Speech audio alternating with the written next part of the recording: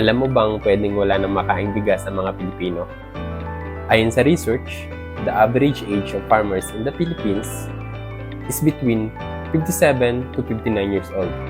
Dahil ito sa maraming kabataang Pinoy ang hindi na nakikita ang agrikultura bilang isang kabuhayan.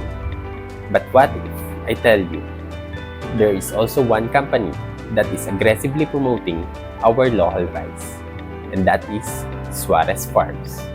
Located at the rice granary of Mimaropa, binebenta ng Suarez Farms ang kanilang purong Mindoro Dinorado sa Metro Manila through social media. They just believe that the more local rice they sell, the more income it will be for the farmers. The more younger generation will engage in farming.